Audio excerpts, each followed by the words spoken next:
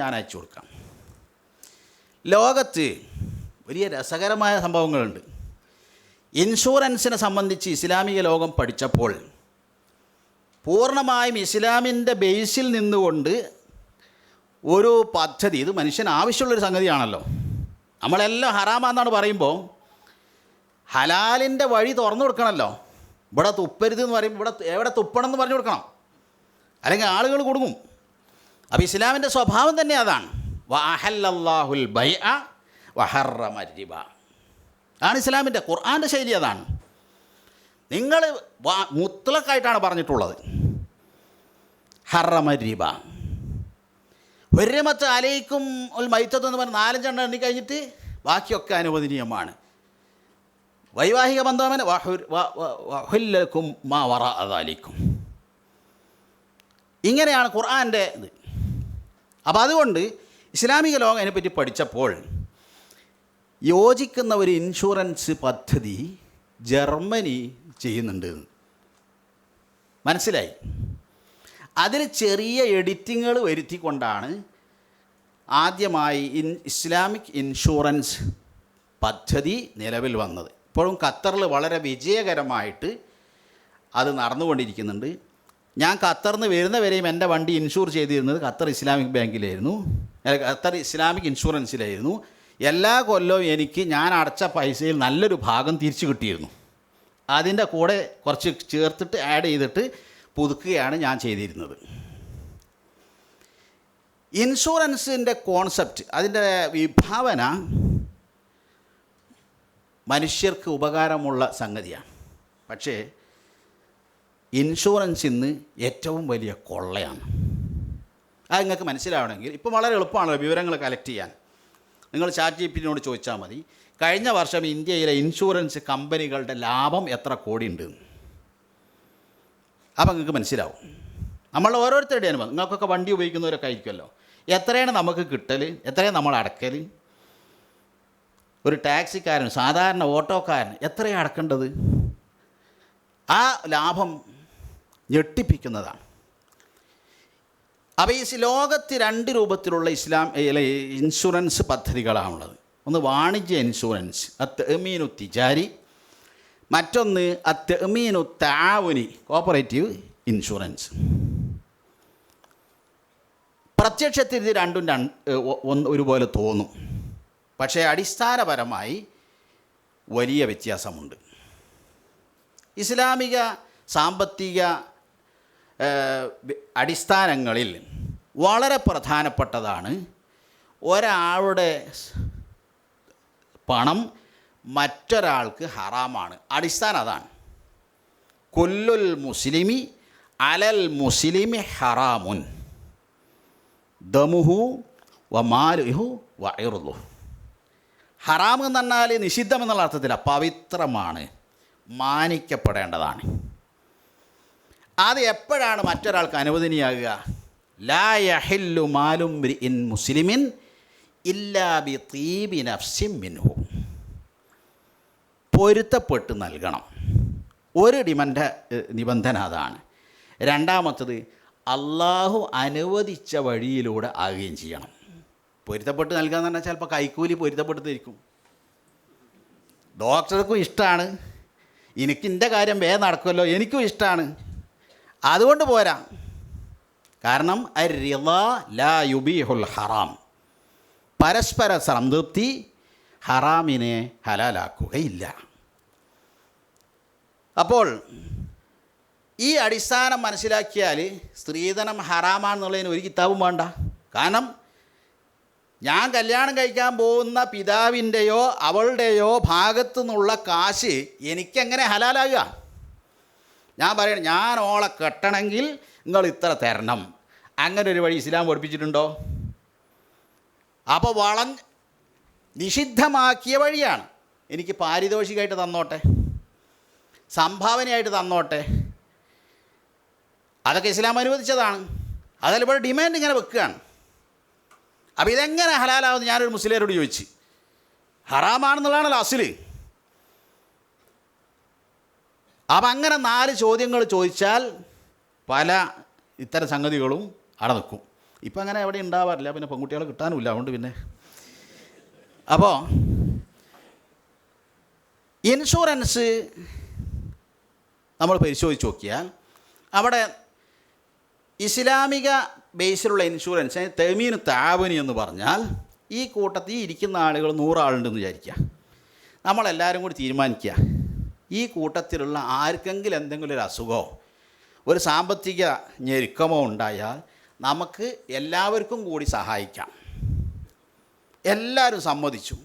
ആ സഹായിക്കാനായി നമുക്കൊരു പെട്ടി വെക്കാം, അവിടെ ഒരു ബോക്സ്. ആ ബോക്സിലേക്ക് എല്ലാവരും എല്ലാ ദിവസവും അല്ലെങ്കിൽ ആഴ്ച തോറും അല്ലെങ്കിൽ മാസം തോറും 100 റുപ്യ അല്ലെങ്കിൽ 500 റുപ്യ ഇടുക. ആ പെട്ടിങ്ങ്, ഈ പെട്ടിയിലുള്ള പൈസ ആരുതാ?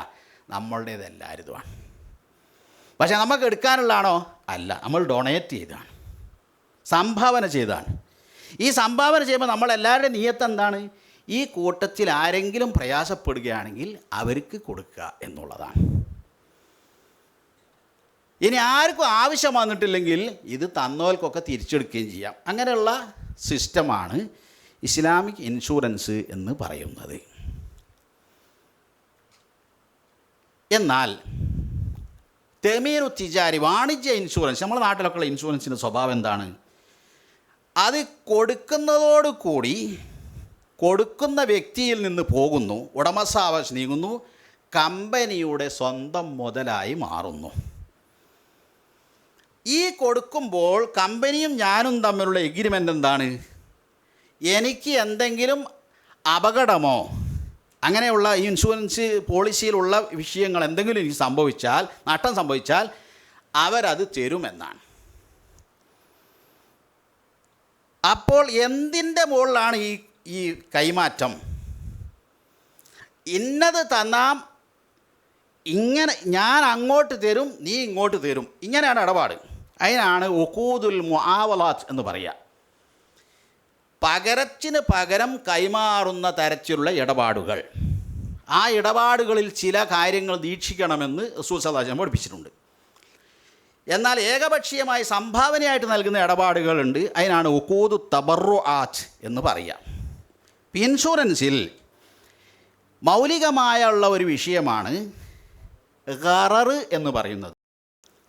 ഇമാം മുസ്ലിം റിപ്പോർട്ട് ചെയ്യുന്ന ഹദീസിൽ കാണാം, നഹാ റസൂലുള്ളാഹി സ്വല്ലല്ലാഹി അലൈഹി വസല്ലം അൻ ബൈഇൽ ഖററി. ഖറർ എന്ന് പറഞ്ഞാൽ മസ്തൂറുൽ ആഖിബ, അനന്തരഫലം അജ്ഞാതമായത്, അവ്യക്തത നിറഞ്ഞത്, സർവത്ര അവ്യക്തതയുള്ളത്. അതിന് ഹദീസിൽ തന്നെ ബുഖാരി ഒക്കെ ഉദ്ദേശിക്കുന്ന എല്ലാ ഹദീസ് ഗ്രന്ഥങ്ങളും കാണാം, നഹാ റസൂലുള്ളാഹി സ്വല്ലല്ലാഹി അലൈഹി വസല്ലം അൻ ബൈഇ ഹബലിൽ ഹബല. ഒരു പശു പ്രസവിക്കാൻ പോകുന്ന കുഞ്ഞ് പിന്നെ പ്രസവിക്കുമ്പോൾ അതിൻ്റെ കുട്ടീനെ വാങ്ങുക. ജാഹിലിയ കാലത്തുണ്ട്. ഇന്ന് ലോകത്ത് നടക്കുന്ന എല്ലാ ഹറാമായ ഇടപാടുകളുടെയും അസിൽ അവിടെ ഉണ്ട്. കാരണം ഇതൊക്കെ തിരിച്ചു കൊടുക്കുന്ന ഇബിലിസാണേ. അതിൻ്റെ ടൂൾസ് മാത്രം മാറുക. നല്ല രസമാണ് ചില ഹദീസുകൾ വെച്ചിട്ട് ഇന്നത്തെ കാലത്തെ പലതും നോക്കുകയാണെങ്കിൽ. അതുകൊണ്ട് KC ബുക്കർ മൂലി പറഞ്ഞില്ല, അങ്ങനത്തെ ആളുകൾ അള്ളാഹു കുപ്പിയിലിട്ടിട്ടാണ് നരകത്തിലിടുക. അതായത് നോട്ട് കൈമാറുമ്പോൾ തോണി ഉണ്ടാക്കിയിട്ട് കൊടുക്കുക. ഈ തോണി ഞങ്ങൾക്ക് വാടകയ്ക്ക് തന്ന് ഒരു മാസം കഴിയുമ്പോൾ തോണിയും തിരിച്ചു തരണം, 10 റുപ്യ വാടകയും തരണമെന്നാണ്. അപ്പോൾ KC ബുക്കറിന് മറുപടിയാണ്, ഇങ്ങനത്തെ ആളുകൾ അള്ളാഹു കുപ്പിയിലിട്ടിടാണ് നരകത്തിലിടുക. ഇജ്ജെന്തിനാ റബ്ബെ എന്നെ നരകത്തിലിട്ട്? അപ്പോൾ അള്ളാഹ് പറയത്തേ, ഞാൻ അന്ന നരകത്തിൽ കുപ്പിയിട്ട പിജ്ജയിൽ പെട്ടതാണ്. അപ്പോൾ ഇവിടെ ഉഖൂദ് തബറുആത്തും ഉഖൂദുൽ മുആവലാത്തും. ഖറർ എന്ന് പറഞ്ഞാൽ ഉഖൂദ് തബറുആത്തിൽ അനുവദനീയമാണ്. എന്ന് വെച്ചാൽ ഞാൻ എൻ്റെ ടാബ് എടുത്തിട്ട് പാലക്കോടിന് കൊടുത്തു, ഇത് നിങ്ങളെ വക, എൻ്റെ വക എടുത്തോളി എന്ന് പറഞ്ഞു കൊടുത്തു. അദ്ദേഹം അത് വീട്ടിൽ കൊണ്ടുപോയപ്പോൾ മോനത് കളിക്കാൻ വേണ്ടി നോക്കുമ്പോൾ അത് വർക്ക് ചെയ്യുന്നില്ല. മൗലവി എന്നെ പറ്റിച്ച്. പക്ഷേ അയാൾക്ക് എനിക്കെതിരെ കേസ് കൊടുക്കാൻ പറ്റില്ല, കാരണം ഞാൻ വെറുതെ കൊടുത്തല്ലേ. അതേസമയം ഞാൻ അദ്ദേഹത്തിന് ഇത് വിറ്റു, ഞാൻ നിങ്ങൾക്ക് വിറ്റു, ഒരു 25,000 ഉറുപ്യ തരി, അങ്ങനെ തന്ന് കാശ് വാങ്ങിച്ച് ഞാൻ കൊണ്ടുപോയി. ഇത് നോക്കുമ്പോൾ അടച്ചൊന്നും വർക്ക് ചെയ്യുന്നില്ല. അപ്പോൾ അത് ഖററാണ്. എന്ന് വെച്ചാൽ ഇത് കാണിച്ചു കൊടുക്കുമ്പോൾ നല്ല ഉഷാറായിട്ടൊക്കെ നോക്കിയിട്ടൊക്കെ പോയതാ, പക്ഷെ അവിടെ എത്തുമ്പോൾ വർക്ക് ചെയ്യുന്നില്ല. അത് ഉഖൂദുൽ മുആവലാത്തിൽ പാടില്ല. കാരണം റസൂൽ കൃത്യമായി വിലക്കിയതാണ്. ഇനി ഇൻഷുറൻസിലേക്ക് വന്നാൽ ഞാൻ എത്ര കാശാണ് അടക്കേണ്ടത്? ലൈഫ് ഇൻഷുറൻസ് ചെയ്യുന്ന ഒരാൾ എത്രയാണ് അടക്കേണ്ടത്? ലാ തുമ്പ വല വാല. ഇനി എനിക്കെന്തെങ്കിലും പറ്റുകയാണെങ്കിൽ അത് എപ്പോഴാണ് പറ്റുക? ഞാൻ മരിക്കുകയോ അങ്ങനെ എന്തെങ്കിലും എപ്പോഴാണ് പറ്റുക? അത് അജ്ഞാതമാണ്, അവ്യക്തമാണ്, കൃത്യതയില്ല. ഇനി പറ്റിയാൽ എത്രയാണ് കിട്ടുക? അതിനെ സംബന്ധിച്ചും എപ്പോഴാണ് സംഭവിക്കുക? വാഹനത്തിൻ്റെ ഒക്കെ ആണെങ്കിൽ എത്രേൻ്റെ അപകടമായിരിക്കും സംഭവിക്കുക എന്ന് നോക്കി ചോദിച്ചാൽ സർവത്ര അജ്ഞതയാണ്. അപ്പോൾ നിങ്ങൾക്ക് ചോദിക്കും, അപ്പോൾ ഇസ്ലാമിക് ഇൻഷുറൻസിലും ആ അജ്ഞത തന്നെയല്ലേ? ശരിയാണ്. അതുകൊണ്ടാണ് ഞാൻ പറഞ്ഞത്, ഈ ഉദാഹരണം പറഞ്ഞതുകൊണ്ടാണ്. സംഭാവന കൊടുക്കുമ്പോൾ, നിങ്ങളൊരു ഹദിയായിട്ട് ഒരാൾക്ക് കൊടുക്കുമ്പോൾ അതിന് പകരമായിട്ടൊന്നും വാങ്ങുന്നില്ല. അപ്പോൾ അവിടെ ഖറർ അനുവദനീയമാണ്. ഖറർ അനുവദനീയമെന്ന നിയമപരത്തിൻ്റെ ഭാഷയിലാട്ടോ. എനിക്ക് കേടുവന്നൊരു സാധനം വേറൊരാൾക്ക് ഹദിയ കൊടുക്കാമെന്നല്ല അതിൻ്റെ അർത്ഥം. അത് നിങ്ങൾ മനസ്സിലാവുന്നുണ്ടാകും വിചാരിക്കുന്നത്. അപ്പോൾ അതാണ് ഇൻഷുറൻസിൽ ഈ ഖറർ സർവത്ര ഖററാണ്, അനിശ്ചിതത്വമാണ്, അവ്യക്തതകളാണ് എന്ന് പറയുന്നത്. രണ്ടാമതായിട്ട് ഫിഖ് അക്കാഡമി എത്തിച്ചേർന്ന ഒരു പോയിൻ്റ്, അതിൽ 2 തരം പലിശയുമുണ്ട് എന്നാണ്. റിബൽ ഫളിലും റിബൻ നസീഅയും. ഇതിൽ റിബൽ ഫളിൽ എന്ന് പറഞ്ഞാൽ അധികം ആളുകൾക്കും അറിയില്ല. എന്താണ് റിബൽ ഫളിൽ എന്ന് വെച്ചാൽ, ഒരു 100 റിയാലാണ് 1 കിലോ അജുവക്ക്, അല്ലെങ്കിൽ ഒരു 300 റിയാലാണ് 1 കിലോ അജുവക്ക് ഈത്തപ്പഴം. സാധാരണ സുക്കരി ഈത്തപ്പഴത്തിന് 100 രൂപയാണെന്ന് വിചാരിക്കുക.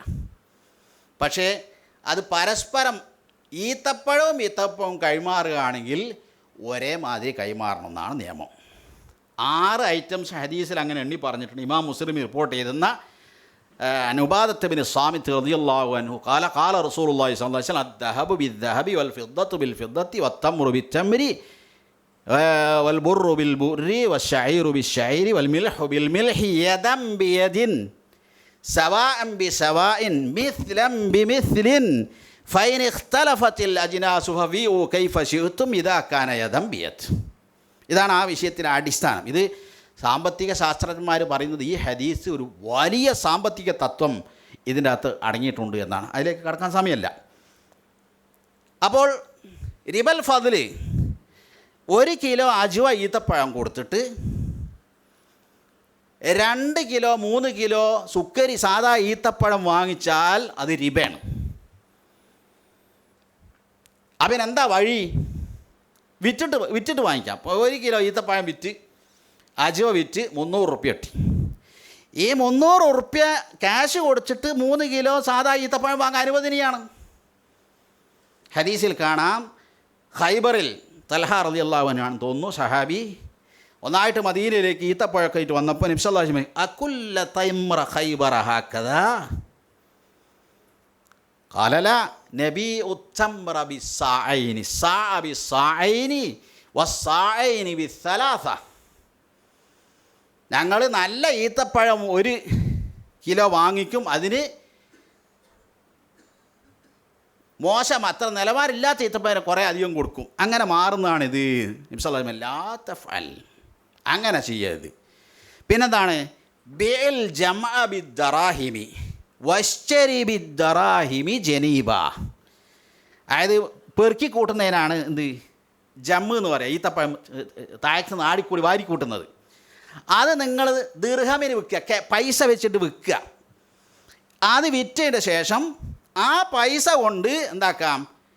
നല്ല വൃത്തിയുള്ള ശുദ്ധീകരിച്ച നല്ല നിലവാരമുള്ള ഈത്തപ്പഴം വാങ്ങുക. അങ്ങനെ ചെയ്യാം.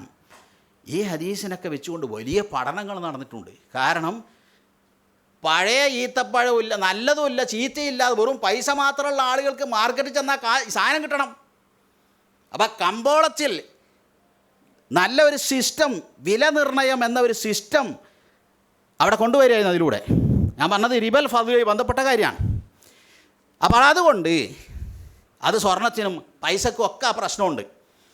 500 റുപ്യ നോട്ട് ചില്ലറ കൊടുത്തിട്ട് കടയിൽ ചെന്ന് ചോദിച്ചപ്പോൾ പറയാണ് എന്നോട്, അത് വൈകുന്നേരം തരാം, 100 നോട്ട് വൈകുന്നേരം തരാം, ചില്ലറക്ക് മാറ്റുകയാണെങ്കിൽ അങ്ങനെ പറ്റൂല, രൂപയാണ്.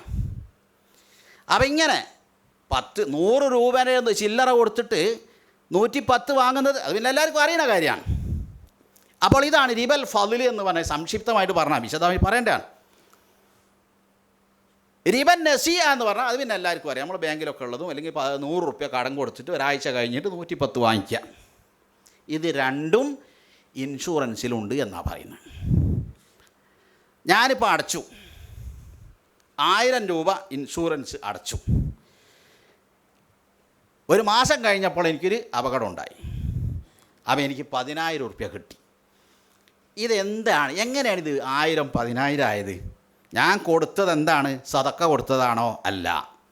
ഹദിയ കൊടുത്തതാണോ? അല്ല. തിരിച്ചു തരും എന്ന ഗ്യാരണ്ടിയിൽ, എന്ന ഉറപ്പിൽ കൊടുത്തതാണ്. അപ്പോൾ ആ കൊടുത്തത് അതിലധികം വാങ്ങിക്കുന്നത്, തിരിച്ചു കിട്ടാൻ വേണ്ടി കൊടുത്തിട്ട് അധികം വാങ്ങിക്കുന്നത് റിബൽ ഫളിലാകും. സമയം വൈകുമ്പോൾ അത് റിബൻ നസിയയും ആകും. ഇത് ഞാൻ ചുരുക്കി പറയുകയാണ്, വിശദമായിട്ട് ഞാൻ ഈ കുറിപ്പിൽ എഴുതിയിട്ടുണ്ട്. ഒരു ന്യായം പറയുന്നത് അതാണ്. മൂന്നാമത്തെ ഒരു ന്യായം, ഇതിൽ ഖിമാറും മൈസിറും, ഖുർആനും സുന്നത്തും വിലക്കിയ ഖിമാറും മൈസിറുമുണ്ട് എന്നാണ്. എന്ന് വെച്ചാൽ ഒറ്റ ലൈഫ് ഇൻഷുറൻസ് ചേർന്ന ഒരാൾ ആകെ ഒരൊറ്റ ഗഡുവേ അടച്ചിട്ടുള്ളൂ. അയാൾക്ക് മരണം സംഭവിച്ചു, അല്ലെങ്കിൽ ഇൻഷൂർ ചെയ്ത ഒരാൾക്ക് ആ ഇൻഷൂറിന് ന്യായമായി എന്തോ സംഭവിച്ചു. അപ്പോൾ അയാൾക്ക് 25 ലക്ഷം കൊണ്ട് കിട്ടുക. അത് കിട്ടുന്നത് അയാൾക്ക് യാദൃശ്ചികതയുടെ അടിസ്ഥാനത്തിലാണ്, പ്രവചനാതീതമായ ഒന്ന് സംഭവിക്കുമ്പോഴാണ് ആ കിട്ടുന്നത്. അപ്പോൾ ഇതിൽ യാദൃശ്ചികതയും ആ കിട്ടുന്നതാകട്ടെ അയാളെപ്പോലെ ചേർന്ന കുറേ ആളുകളുടെ പൈസയാണ്, കുറേ ആളുകളുടെ നഷ്ടമാണ് ഇയാളുടെ ലാഭമായി മാറുന്നത്. അതാണ് മൈസിറും ഖിമാറും വിലക്കിയതിൻ്റെ പ്രധാനപ്പെട്ട ഒരു അടിസ്ഥാനം എന്ന്. അപ്പം ഇങ്ങനെയുള്ള അടിസ്ഥാനങ്ങളൊക്കെ ഉള്ളതുകൊണ്ട് ലോകത്ത് നിലവിലുള്ള ഇൻഷുറൻസ് സ്കീമുകളിൽ മിക്കതും ഇസ്ലാം വിലക്കിയ അടിസ്ഥാനങ്ങളിലുള്ളതാണ് എന്നാണ് പറയപ്പെടുന്നത്. ഇതിനൊരു ബദലെന്നോണമാണ് തെഅ്മീനു തആവുനി, തെഅ്മീനു തകാഫുലി എന്നൊക്കെ പറഞ്ഞിട്ടുള്ള ഇൻഷുറൻസ് സ്കീമുകൾ ലോകത്ത് ഉരുവം കൊണ്ടത്. വലിയ രസം എന്താണെന്ന് ചോദിച്ചാൽ, ഖത്തർ ഇസ്ലാമിക് ഇൻഷുറൻസിൽ അവരൊരു സ്കീം തുടങ്ങി. എന്നുവെച്ചാൽ ക്ലെയിമൊന്നും ഇടാതെ കുറേ ഫണ്ട് ബാക്കിയായാൽ ഈ ബാക്കി വരുന്ന സംഖ്യ ഇൻവെസ്റ്റ് ചെയ്യുക മുളാറബ അടിസ്ഥാനത്തില്ല, ലാഭനഷ്ട പങ്കാളിത്തോടു കൂടി.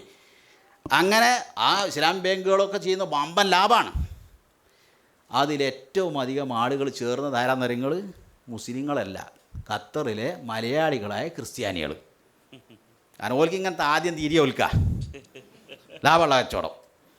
ഓല് ഗ്ലൂക്കും കൂടെ ലൂക്കോസും കൊടുക്കും, അതാണ് ഒരു പരിപാടി. അപ്പോൾ അങ്ങനെ വമ്പൻ മറ്റുള്ള ഇൻഷുറൻസ് കമ്പനികളെക്കാളൊക്കെ വമ്പൻ കുതിപ്പ് ഇതിനുണ്ടായപ്പോൾ ഔദ്യോഗികമായ ഇടപെടലുണ്ടായിട്ട് ആ പരിപാടി നിർത്തിയ കമ്പനി ചിലൊക്കെ പൂട്ടേണ്ടി വരും. ഇനി ഇസ്ലാമിക് ബാങ്കുകളെ സംബന്ധിച്ച് അത്തരം സമാന്തരമായ ഇസ്ലാം ബേസിലുണ്ടാകുന്ന വമ്പൻ ലാഭമാണ്. നമ്മുടെ ഇന്ത്യ രാജ്യത്തെങ്ങാനും ഇസ്ലാമിക് ബാങ്കിങ് സിസ്റ്റം വന്നാൽ ലോകത്തെ തന്നെ മാറ്റിമറിക്കാൻ മാത്രമുള്ള വിപ്ലവകരം. അതിനെപ്പറ്റി ലേഖനം എഴുതിയ താരാന്തരങ്ങൾ ഡോക്ടർ തോമസ് ഐസക്കും ടി ബാലകൃഷ്ണനും, മാതൃഭൂമി പത്രത്തിൽ. എന്നിട്ട് അതിങ്ങനെ റിസർവ് ബാങ്കിൻ്റെ പാർലമെൻറ്റ് നിയമത്തിലൂടെ ഒരു മാറ്റം വരുത്തണം, അപ്പോഴത് പാസ്സാവുള്ളൂ. അതിൽ 2 സ്വാമിമാർ, ഒന്ന് പ്രവീൺ സ്വാമി ഹിന്ദു പത്രത്തിലും സുബ്രഹ്മണ്യൻ സ്വാമി പാർലമെൻറ്റിലും. അതിവിടെ തുടങ്ങിയാൽ ലോണ് കിട്ടണമെങ്കിൽ കെലിമ ചെല്ലേണ്ടി വരും. ഇസ്ലാമിക് ബാങ്കിൽ ലോണ് കൊടുക്കണ പരിപാടി തന്നെ ഇല്ലയെന്ന് വരെ ഈ ജാഹിലിങ്ങൾക്ക് അറിയില്ല. അപ്പോൾ പിന്നെ ചർച്ച തന്നെ വേണ്ട എന്നുള്ളവർക്ക് അതവിടെ മുടങ്ങിപ്പോവുകയാണ് ചെയ്തത്. ഇൻഷാ അല്ലാഹ് നമ്മൾ ഈ ബദലിനെ പറ്റി പറയുകയും അത് അവതരിപ്പിച്ചുകൊണ്ടിരിക്കുകയും ചെയ്യണം.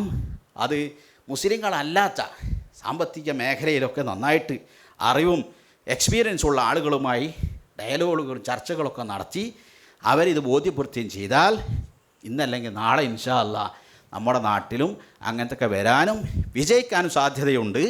അതോടൊപ്പം തന്നെ നിയമത്തിൻ്റെ കീഴിൽ നിന്നുകൊണ്ട് പലിശരഹിത നിധികളൊക്കെ പോലെ ഇത്തരം സംവിധാനങ്ങളൊക്കെ വികസിപ്പിക്കാനും ചെയ്യാനൊക്കെ ഉള്ള ഒരുപാട് സാധ്യതകളുണ്ട് എന്നാണ് എൻ്റെ പരിമിതമായ അറിവ് വെച്ചിട്ട് മനസ്സിലാക്കിയിട്ടുള്ളത് എന്ന് മാത്രം പറഞ്ഞുകൊണ്ട് അധികം സമയം എടുക്കുന്നില്ല. ഇപ്പം തന്നെ കുറച്ച് സമയം അധികമായി. വിഷയങ്ങളുടെ ബാക്കി ഭാഗങ്ങൾ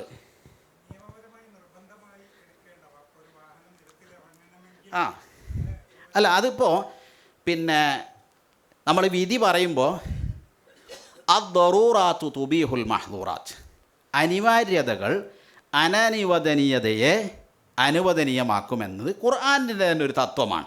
അവിടെ നമുക്ക് വാഹനം ഇറക്കാൻ കഴിയില്ല, വാഹനം ഓടിക്കണമെങ്കിൽ ഇൻഷുർ ചെയ്ത് ഇറക്കാൻ പറ്റില്ല. അതുപോലെ തന്നെ ഹെൽത്ത് ഇൻഷുറൻസ്, ഒരാൾക്ക് ഇപ്പോൾ ഒരു അസുഖം വന്ന് 25 ലക്ഷമൊക്കെ കെട്ടി വെക്കണം എന്നുണ്ടെങ്കിൽ എത്ര വെച്ചിട്ടായി മഹലിൽ നിന്ന് പിരിക്കുക?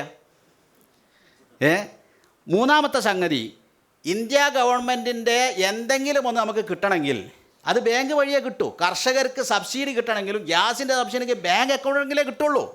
കാരണം ഇന്ത്യൻ എക്കോണമി പടുത്തുയർത്തിയിട്ടുള്ളത് അതിലാണ്. അവിടെ മുസ്ലിങ്ങൾ ആരും ഇങ്ങനത്തെ ഒരു സബ്സിഡിയും വേണ്ടാന്ന് വിചാരിച്ചിട്ടുണ്ടെങ്കിൽ പിന്നെ മേലോട്ടൊക്കെ യാസീൻ ഓതേണ്ടി വരും.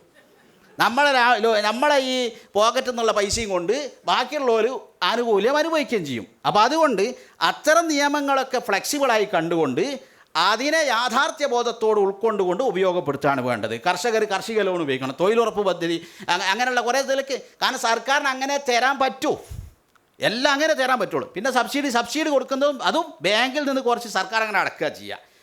അപ്പോൾ ആ സിസ്റ്റം നമ്മൾ ഉപയോഗപ്പെടുത്തുക. ഹെൽത്ത് ഇൻഷുറൻസൊക്കെ അതിൽപ്പെട്ടതാണ്. അത് ഇതിൻ്റെ ഭാഗമല്ലാത്തത് കൊണ്ട് നിങ്ങൾ ചോദിച്ചുകൊണ്ട് സൂചിപ്പിച്ചു മാത്രം. വആഖിറു ദഅ്വാതി അൽഹംദുലില്ലാഹി റബ്ബിൽ ആലമീൻ. വസ്സലാമു അലൈക്കും വറഹ്മത്തുള്ളാഹി വബറകാതുഹു.